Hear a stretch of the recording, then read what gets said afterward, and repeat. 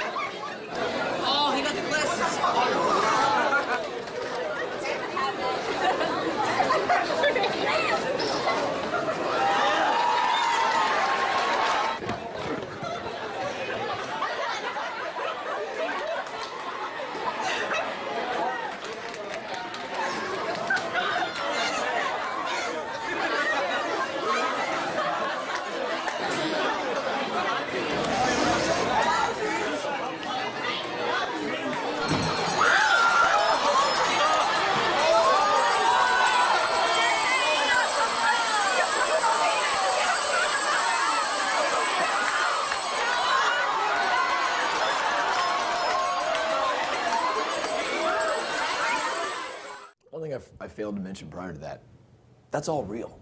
Those aren't actors. That was filmed over here at St. John's in the cafeteria, hidden cameras, real reactions. I mean, you can't script that. You can't script those kind of reactions.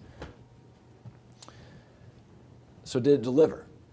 Remember, again, it was to find small moments of happiness, and judging by your reactions, I think it did. I think it did a very effective job of that. And you can see from the smiles here, again, no actors, real reactions. At this point, we had put the video out. As I mentioned, the media plan was one tweet, or well, I haven't mentioned that yet. Very limited media plan. And we saw that it had already gone above 1 million views. Now, in the world of Old Spice and whatnot, that's not much, but it was the first video that Coca-Cola had ever done that did this. So it started to get some attention internally. Additionally, started to win some awards. Now I think it's into the double digits on the number of different awards it won, but it won a Clio, it won the coveted Balloon Dog Award. I'm not sure how that got into the photo. So the media plan, as I mentioned, there's no spending behind this whatsoever. One post on our Facebook page, one tweet. That's it. That was all the media support we had. So while we had identified something that was very strong, we knew we had some great creative here, we knew that this could be a foundation for something so much more, we'd kind of already done the entire media plan by the time we discovered this. So that's when research really started to step in. At this point, I'll turn it over to Paul. Yeah, so we have a great idea, but to be able to make use of the opportunity, we need to step back and we need to learn more. And it became pretty clear pretty quickly that we weren't going to learn what we needed to learn from one piece of research alone. So Coca-Cola and Millward Brown sat down and developed a learning plan. A learning plan that would include several selections, and these selections would include traditional research and non-traditional research. They would include paid-for, one-off projects, quant and qual, but they'd also involve taking advantage of the increasing amount of more and more complex information and data available, often free, in the emerging digital media space. Honestly, it would also mean stepping back and taking a good look at what we already knew. And I think this is actually quite an important thing that we sometimes miss, because as researchers, we're often guilty of taking an individual project, letting it answer a specific need, but not using it to help fit back into the broader knowledge and sort of add to the base of knowledge of things we already know. So as you look at the selections that we came down to, the first thing we knew is that we already Millward Brown had tested over 5,000 TV commercials for Coke by this point over a 10-year period. We had a pretty good idea of what we thought would make a good TV ad. The first question we had to ask, though, is whether consumers agreed. We think it's a good ad. Do consumers think it's potentially an ad that would work on TV? We also had to do due diligence and find out what we'd done, quite honestly. What had we done well? And why? So we needed to see if there were some of the rules that we could sort of learn about viral, contagious content, viral advertising. Coca-Cola, as you know, is pretty big on secret formulas. So the question was there a secret formula that we could use here to maybe repeat this success another time? We also had done a little bit, we knew a little bit about what we'd achieved online, but we needed to know more. So we needed to tap into the wealth of data available to us in terms of in-market online response. And we were pretty confident we had a good idea. So if we did, and if the rest of the learning backed that up, we really needed to know what we were going to do to take the idea forward. What else could we do with this? Don't forget, by this point, we have a 2-minute video. That's it, just a 2-minute video. What can we do with it? Where can we take it next? I'm actually going to take the third selection first and talk about more information about what we've been able to achieve online. And this, by the way, is the graph that we said we weren't going to show you. This is it up here now. The first thing we knew is that social media discussion, so social buzz, was actually not as high for the happiness machine in absolute terms as it was for something like Super Bowl advertising. So what you're looking at here on this chart is a couple of different things. It's social buzz, so commentary about the Coke online videos in places like Facebook, Twitter, etc., but also number of connections, number of views. And the orange line is it does look orange, yep. The orange line is the Super Bowl, Coke Super Bowl video for that time. And you can see that it reaches a peak that's much higher, but it's very short-lived. The yellow line is the happiness machine. And so what we found is there were more people talking about and connecting to the happiness machine ad or video over time, if you look at the space under that line, than the Super Bowl advertising. So actually something like 3 months after that one single tweet, there were actually more people still talking about and connecting to the happiness machine video than the Super Bowl ad. So that was the first thing we learned. The second thing was that actually, in terms of brand impact, the video had a really strong brand impact online. What we did is we looked at people's behavior online, so where they went to online after they'd seen the film, and a couple of important things came up. First of all, after seeing the film online, more people went to Coca-Cola's social media site, so Facebook page, YouTube channel, after seeing the film. So it was driving people to Coca-Cola's online properties. And more people were doing searches using the Coca-Cola name after seeing the film. So it was driving behavioral impact for the brand. So that was good to know. So clearly we had succeeded online. The big question we had at this point, though, as we've already said, is we've got a 2-minute video. Would this work as a TV ad? Can we migrate this from online to TV? And so the best way to do that, we thought, was to put this film into a Millward Brown link copy test.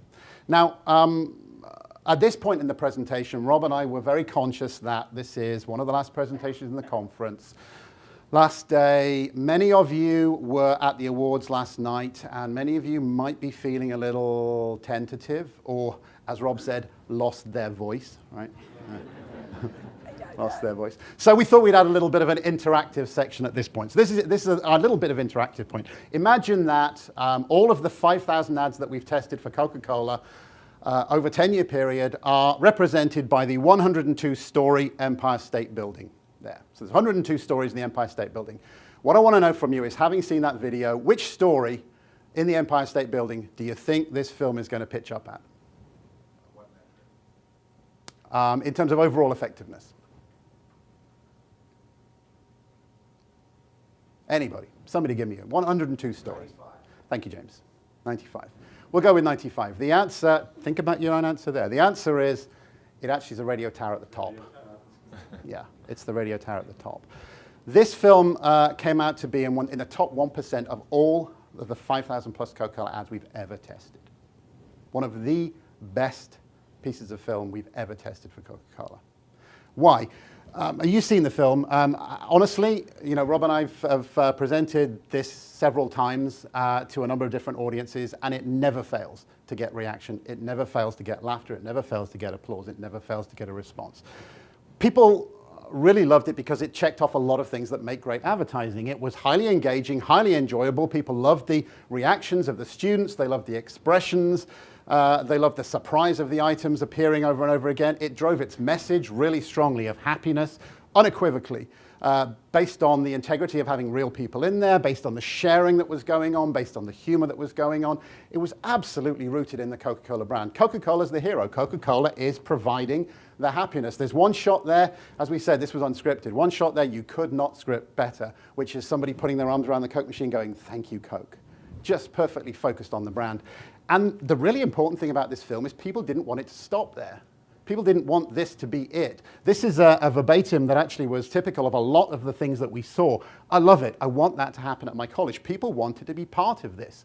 They actually said, look, I'd love to be part of something like that.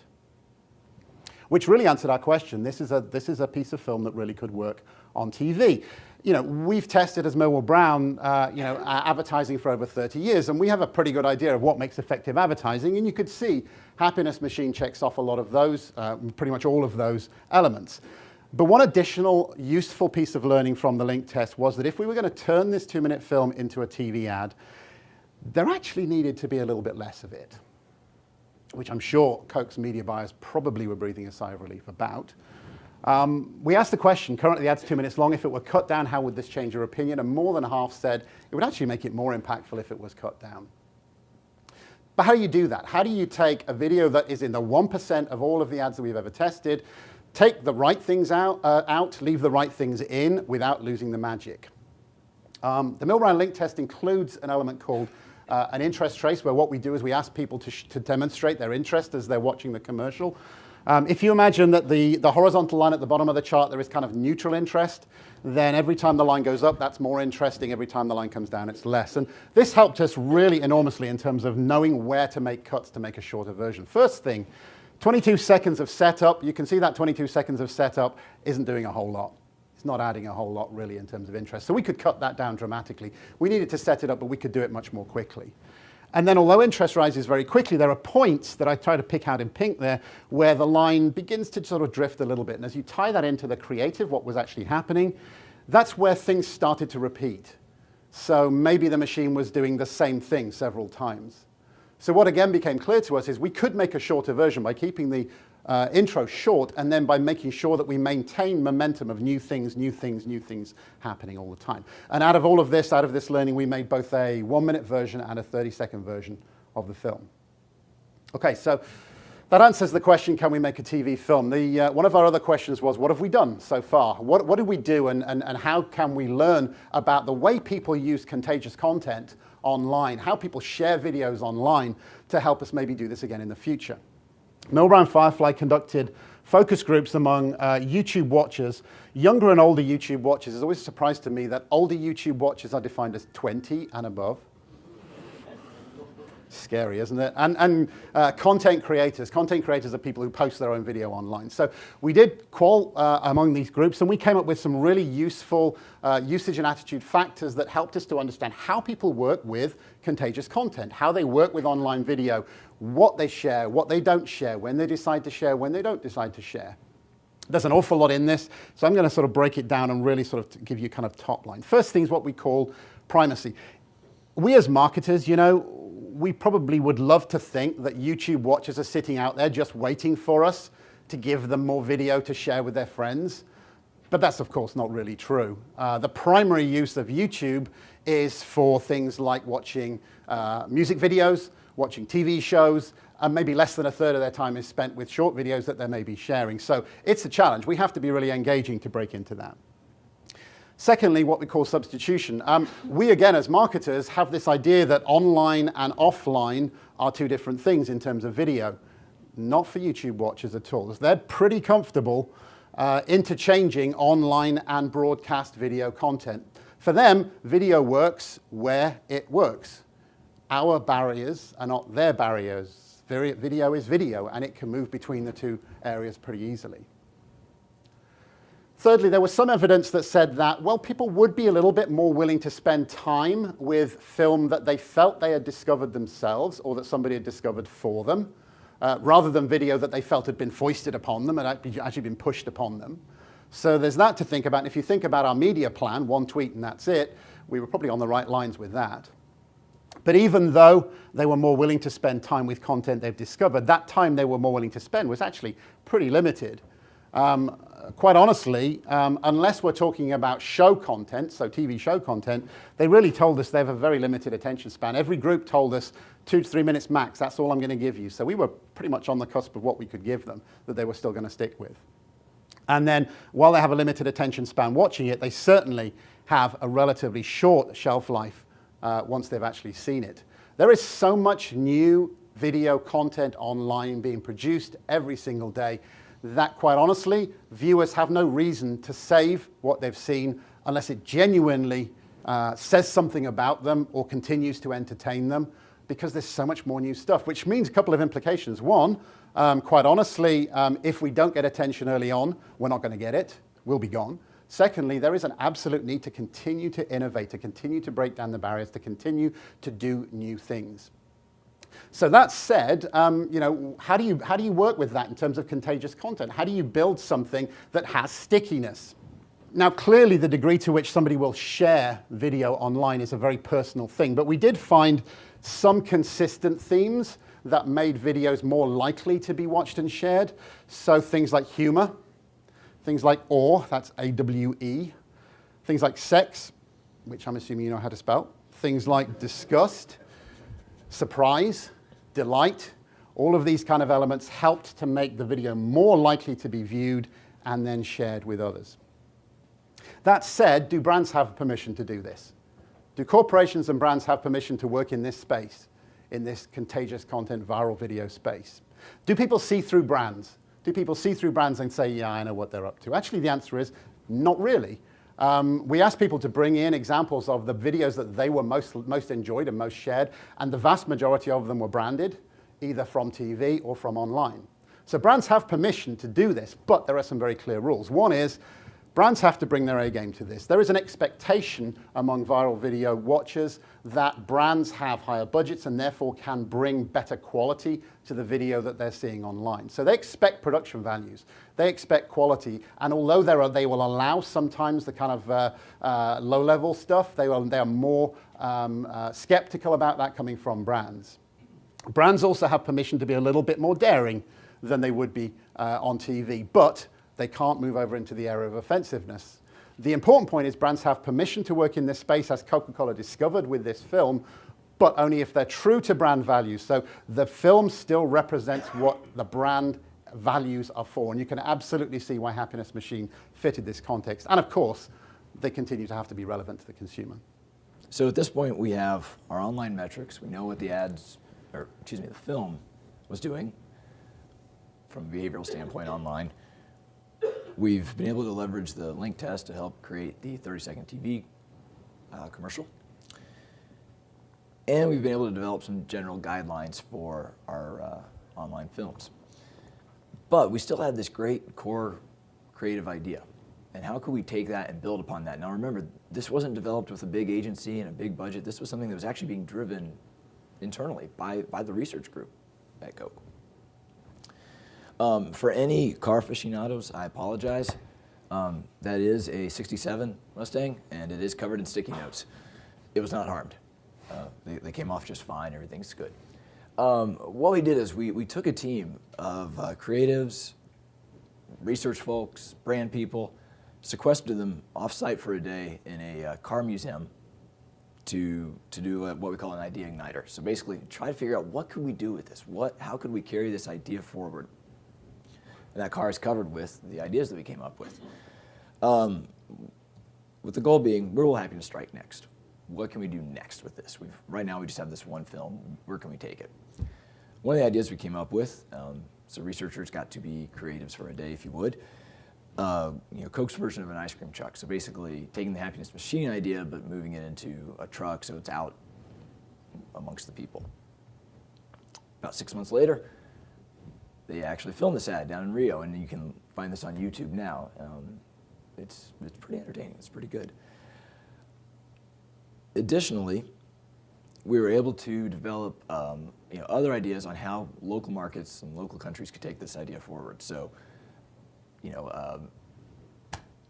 in London they filmed a version, where strawberries and cream come out of the machine, and simple things like that. But then other countries were able to take just the creative concept itself and build it out. So, China had machines that moved around, like chase people down the beach. It works. It sounds funny, but it worked. So what were the outcomes? Well, obviously in the short term, going back to that American Idol slide at the start, we had about 25 million viewers for that spot. In the short term, we were able to, obviously the digital area, we created the TV commercial and experiential. In about 14, I think it's up to like 17 markets now. Estimates are about 200 million people have either seen the video or gone through something with the experiential marketing. So 200 million, that's a pretty good reach. This one, and I apologize, it's tough to see, but this was Argentina's idea. It's a Coke machine, it serves 2 Cokes at a time, but the trick is, to get it, you have to have someone hold you up.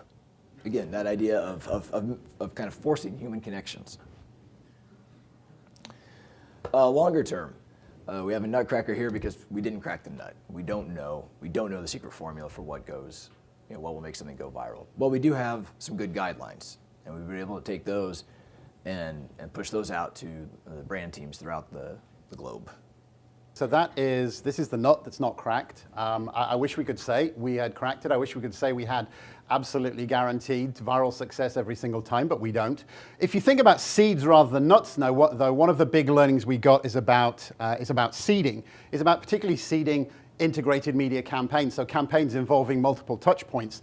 Traditionally, that's come from TV. Traditionally, TV starts and we move from there. What we got from this particular experience was TV doesn't have to be the seed for integrated media campaigns. Although what is clear, and it was interesting in the last presentation, they said much the same thing, the power, the emotional power that video carries is still a very important element, it appears. What this basically told us more than anything else is a great creative insight is what drives strong campaigns. And that great creative insight can come from a number of different possible sources. But if it's a great creative insight, it can be seeded in other media and it can transfer.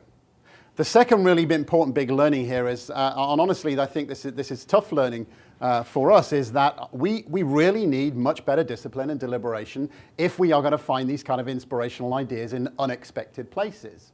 Put simply, we need a mechanism in place to make sure that these great ideas don't get lost. Actually, in this particular case, if it hadn't been for the enthusiasm and the passion of those that spotted this and really wanted to make sure that it didn't disappear, we maybe would have lost this huge opportunity. And didn't you actually, at last year's ARF? Actually, that was something we were going to say. I think the first conversation we had, I think, was with Stan, actually, this time last year at this conference. So that's another thing we learned, is that the ARF conference is a really useful place to make great learning.